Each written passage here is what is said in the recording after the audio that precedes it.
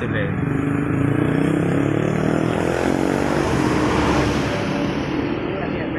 Baiklah, mantap mak. Ha. Masih abang tu. Ha. Woi, ya Allah ya. Ha.